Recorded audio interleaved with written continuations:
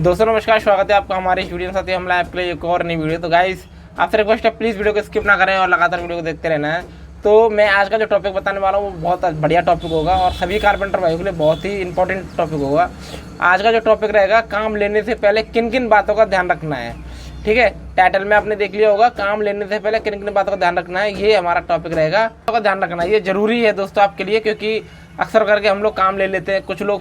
कुछ हमारे कारपेंटर भाई ऐसे हैं जो लालच में आके जिन्हें लालच में आके काम ले लेते हैं, पता नहीं काम छूट ना जाए या कहीं ऐसा ना हो बाद में दोबारा मिलेगा कि नहीं मिलेगा है, ये सारी चीज़ें होती हैं। तो कोई बात नहीं, तो विशेष करके ध्यान देने वाली बात ये है कि अगर कभी भी काम लेने से पहले आपको किन किन बातों का ध्यान रखना है, तो ये विशेष करके मैं आपको बता दे रहा हूँ। तो काम लेने से पहले सबसे पहला पॉइंट रहेगा, काम लेने से पहले आप कस्टमर के साथ क्या क्या काम करने वाले उससे जानकारी लेंगे। पहले तो क्या आप क्या क्या काम कराने वाले एक कागज़ पे लिखेंगे। इसके बाद उस जगह पर जाएंगे जहाँ काम होना है। ठीक है, जैसे कहीं अलमारी बननी है, कहीं किचन बननी है, कहीं आपका डबल बेड बनना है, जो भी बनना है आपको कस्टमर के साथ उस जगह जाकर ही देखना होगा। काम लेने से पहले ये विशेष ध्यान देना है आपको कि स्पष्ट तरीके से कस्टमर के सामने बैठकर कागज़ पर लिख लें कि हमें क्या क्या काम करना है। ये इसलिए इम्पोर्टेंट है कि बाद में क्या होता है कि बाय मिस्टेक हम भूल जाते हैं, या हो सकता है उनके दिमाग में नहीं रहती है बातें। उन्होंने कह दिया कि यार इसकी साइड टेबल और बननी थी, तो उसके बाद क्या होता है, झगड़ा होता है। झगड़ा बोले तो कि अगर मान लो एक साइड टेबल बनाने में 2 दिन लगेगा, तो 2 दिन की लेबर लगेगी। 2 दिन की लेबर देगा कौन? मकान मालिक तो देगा नहीं, कि उसने तो कह दिया भाई हमारा डबल बेड के साथ ही बनानी है, तो सब बनाते हैं। तो भैया आजकल इस तरीके का माहौल हो गया है कि हर कोई क्या देता है, वार्डरोब बनवा रही है तो वार्डरोब में क्या कहता है, यार इसमें 2 दराज तो बनाई दे यार, सभी बनाते हैं 2 दराज। तो ऐसी कंडीशन सामने बहुत आती है हमारे सामने दोस्तों, और इस चीज़ के लिए हम बड़ा परेशान रहते हैं। 2 दराज बनाना, मायका लगा के उसमें लॉक लगाना, कम से कम 2 दिन तो कम से कम चाहिए भाई साहब, तब जाके वो 2 दराज बनती है। उसका लेबर कौन देगा? कोई नहीं देगा। तो ये समस्या हमारे सामने बहुत आती है, तो आप लोगों के सामने भी आती होंगी, तो इस चीज़ का विशेष ध्यान रखना है आपको। नंबर 2, कभी भी काम लेते समय स्पेस ध्यान रखें, काम लेते समय रेट पहले ही तय कर लेना चाहिए। कभी क्या होता है कि हम बाद के चक्कर में रह जाते हैं कि कोई नहीं स्क्वायर फुट, चलो अभी हमने क्या किया, स्क्वायर फुट नाप लिया कि सर इसने स्क्वायर फुट में हमारे काम स्टार्ट होगा, है नहीं। ये जरूरी होता है, पहले आप रेट तय कर लो कि कितने स्क्वायर फुट में कितना काम होना है। इसके अलावा और ज़्यादा अच्छा रहेगा, बहुत ज़्यादा अच्छा, कि आप पहले ही पैमाइश कर लें उस जगह की, जितना काम होना उसको पैमाइश कर लें और एक कागज़ पे लिख दें, सर यहाँ पे डबल बेड बनेगा, अलमारी बनेगी या ड्रेसिंग बनेगी या जो भी काम होगा, यहाँ पे इतना काम होना और इसका इतना पैमाइश निकल के आता है।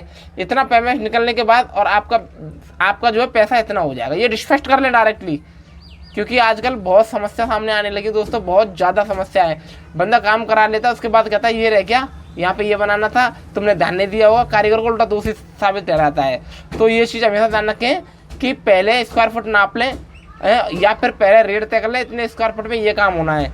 और इस तरीके से अगर मैनेज होता तो अच्छी बात है, नहीं तो पूरा स्क्वायर फुट नाप लें, पूरा अपना मैनेज कर लें, कितने रुपए में कितना काम टोटल बनना है, उसका रेट लिख के कागज़ पे लिख कर दे दें, तो भाई साहब ये आपका जो है टोटल काम इतने पैसे में होगा। ठीक है, ये बहुत ज़रूरी है दोस्तों, क्योंकि बहुत समस्या सामने आने लगी है, बहुत ज़्यादा दिक्कत आने लगी। खासतौर पर मैं तो बहुत भोगी हूँ भैया, मैं तो आपको सच बता रहा हूँ, जो भी बात है क्लियर है। नंबर 3 की बात करेंगे हम। पॉइंट नंबर 3 क्या है, तो गाइस आपका काम जो है पूरा तय हो गया। तय होने के बाद तय हो जाए, पूरा लिखा पढ़ी हो जाए, उसके बाद क्या करना है आपको, मकान मालिक को स्पष्ट अक्षरों में बोल दें कि सर आपका जितना काम तय है उसका हमने पैसा आपको बता दिया है, इसके अलावा आपको अलग से काम कराओगे तो उसका अलग से पैसा देना होगा। अक्सर करके क्या होता है, आपने काम किया, चाहे आपका 10,000 का हो या 50,000 का काम हो, तो कुछ लोगों के अंदर में क्या मानसिकता होती है कि अरे यार 50,000 का काम किया है तो 2 दिन का काम नहीं कर सकता, या उनकी नज़र में वो काम हो सकता 2 दिन थोड़ा सा ही होगा, लेकिन हमारी निगाह में अगर वो 2 दिन का काम है, 4,000 या 5,000 का या 3,000 का काम है, तो हमारी निगाह में बहुत काम है। ठीक है, तो ये स्पष्ट आपको कर लेना है। तो गाइस काम लेते समय विशेष करके स्पष्ट कर लेना है आपको कि जो काम अलग होगा, यानी कि एक्स्ट्रा जितना भी काम होगा उसको आपको अलग से चार्ज देना होगा। ये आप स्पष्ट लिखित में ले लें या फिर स्पष्ट बोल दें, ये आपके लिए बहुत ज़रूरी है, बेनिफिट वाला बता रहा हूँ मैं आपको ये पॉइंट नंबर 4 की बात करेंगे अब हम। तो गाइस एक बिल बुक जरूर बनवा लें। ठीक है, नॉर्मल ही बिल बुक बनवाएं, लेकिन बनवा जरूर लें। तो मैं आपको एक बिल बुक की फ़ोटो दिखाता हूँ, मैंने बनवा रखी है, तो ऐसी बिल बुक आप लोग जरूर बनवा लें। वो दिखाना चाहेंगे, हमने एक बिल बुक बनवा रखी है, ये देखिए हमारे हाथ में लगी हुई है। ठीक है, तो इस बिल बुक को हम पूरा पढ़ा के बताएंगे अच्छे तरीके से। तो गाइस ये बिल बुक आप जरूर बनवा लें, क्योंकि ये आपके लिए बहुत ही बेनिफिट वाली बिल बुक है।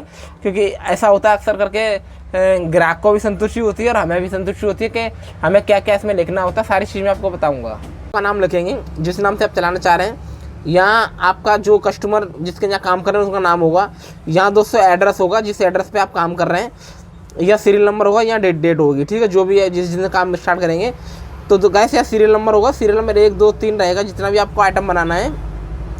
डिस्क्रिप्शन में जैसे आपका पहला डबल बेड है, टीवी पैनल है, जाली का गेट है या किचन बनानी है, जो भी आप आइटम यहाँ लिखेंगे। इसके बाद साइज़, आपने डबल बेड का साइज़ कितने बाई कितने का बनाना है, आपने जाली का गेट कितने बाई कितने का बनाना है, टीवी पैनल कितने बाई कितने का बनाना है, किचन में एरिया कितना निकल के आता है, तो ये साइज़ लिख लेंगे। इसके बाद डबल बेड साइज़ जो होगा उसका सामने रेट लिखेंगे, किस रेट में आपका डबल बेड तय हुआ है, जाली का गेट किस रेट में तय हुआ है, किचन आपकी किस रेट में तय हुई है, टीवी पैनल आपका किस रेट में तय हुआ है, तो यहाँ रेट लिख लेंगे आप, ठीक है। तो इस प्रकार रेट लिख लेंगे। इसके बाद आपका अमाउंट, साइज लिख लिया, रेट लिख लिया, टोटल साइज का जो स्क्वायर फुट निकला, जैसे आपने फॉर एग्जांपल आपका 10 बाई 20 का जो है एरिया निकल के आता है, या 10 बाई 12 का निकल के आता है, या 10 बाई 15 का, एनीवे कुछ भी निकल के आता हो, तो हम जो है जैसे 7 आपका जाली का गेट बन के आया, 3 बाई 6 का गेट बनेगा या 3 बाई 7 का बनेगा, 3 बाई 7 का गेट बनेगा, 7 से 21 हो गया। तो यहाँ पे 3 बाई 7, यहाँ पर रेट लगा आपने 100 रुपये स्क्वायर फुट, 200 रुपये स्क्वायर फुट या 150 रुपये स्क्वायर, जो भी आपका रहता हो, ठीक है। 3 बाई 7 से 21 हो गया, ठीक है। तो 21 फुट का टोटल अमाउंट जितने में 100 में करना है, 150 में करना है, कितने में टोटल अमाउंट आपको यहाँ उतार देना है। जैसे डबल बेड 6 बाई 6 का है, 6 बाई 6 का यहाँ पे साइज लिख लेंगे, साइज 6 बाई 6, रेट 200 रुपये, 250 रुपये या 300 रुपये, 400 रुपये, जो भी रहता हो आपका, इतना रेट लिख लेंगे। इसके बाद इसका टोटल अमाउंट लिख देंगे। तो इस प्रकार आप लिखते हुए यहाँ टोटल जोड़ देंगे। यहाँ टोटल जोड़ने के बाद टोटल यहाँ जोड़ सकते हैं, यहाँ भी जोड़ सकते हैं, टोटल जुड़ गया आपका, ठीक है। तो इस प्रकार आप जोड़ लेंगे और इसके बाद आप अपना साइन कर देंगे। टोटल पैसा इतना हुआ, अपना साइन, कस्टमर का साइन आप यहाँ ले सकते हैं, यहाँ भी ले सकते हैं, जहाँ आपका मन करे कस्टमर का साइन पैसा यहाँ ले लेना ज़्यादा बढ़िया है। रेट तय होने के बाद आपने आइटम लिखा, साइज लिखा, रेट पूरा तय हो गया। इसके बाद आप कस्टमर के सिग्नेचर करा लीजिए कि आपका जितना आइटम तय है और किस साइज का बनेगा, कितने रेट में बनेगा, सब तय करने के बाद आप यहाँ साइन करा लें कस्टमर से। इसके बाद नोटिफिकेशन में आप यहाँ पर जरूर लिख दें, आइटम का रेट तय होने के बाद अलग से कार्य करने पर उसका चार्ज अलग से देना होगा। ये आपको विशेष करके लिख लेना, ठीक है। कार्य समाप्त होने पर पूरा पेमेंट करना होगा, ये दोस्तों आपको ज़रूर लिख लेना है। तो ये सारी चीज़ कस्टमर को पढ़ा देनी है आपको, या साइन करा लेना है। आपका काम हो जाए, लास्ट टाइम में पेमेंट करा लो। तो वो दोस्तों इससे क्या बेनिफिट है मैं आपको बता देना चाहूँगा। इससे बेनिफिट ये रहेगा कि अगर कोई कस्टमर बेईमानी करने की कोशिश भी करता है तो आपके पास एज ए प्रूफ रहेगा, ठीक है। एज ए प्रूफ रहेगा कि आप इस प्रूफ को दिखा सकते हैं बाकायदा। जी देखिए, कभी क्या होता है, कोर्ट कचहरी में जाने की नौबत नहीं आनी चाहिए। मैं तो ये कहूँगा कभी भी अगर ऐसा होता है तो आपका ये प्रूफ काम आएगा, ठीक है। ये और समझदार इज्जतदार लोग होंगे, समाज के लोग होंगे, तो वो इस प्रूफ को मान लेंगे।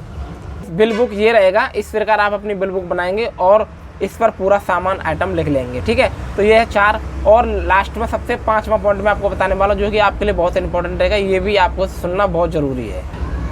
तो गाइस 5वें पॉइंट में आपको बता रहे हैं, अगर आप कोई भी काम करते हो किसी के यहाँ, तो विशेष करके ध्यान देना कि आप समय के अनुसार अपना पैसा निकालते रहें। जैसे आपका काम होता है, जो भी काम रहता है, 4 दिन, 5 दिन, 6 दिन, 7 दिन में जो काम जितना निकल के आता है, जितना काम हुआ उसका करीब 90% लेके रहें। अगर आपका 100 रुपये का काम है तो 90 रुपये ले लिए, 10,000 का काम है तो 9,000 8,000 लेके चले, ठीक है। कस्टमर से ये पैसे लेते रहने हैं आपको।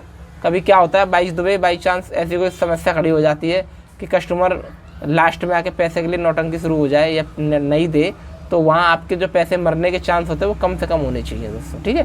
तो दोस्तों आज का वीडियो मेरा कैसा लगा प्लीज़ कमेंट करके बताना, और आप सभी से रिक्वेस्ट है कि वीडियो को लाइक करें, चैनल को सब्सक्राइब जरूर कर लें। तो आपको मिलते रहेंगे ऐसी अच्छी वीडियो के साथ। चलिए दोस्तों, मिलते हैं आपको। नमस्कार दोस्तों, गुड बाय दोस्तों। प्लीज़ सपोर्ट जरूर करें हमारे चैनल को। नमस्कार, गुड बाय दोस्तों, धन्यवाद दोस्तों।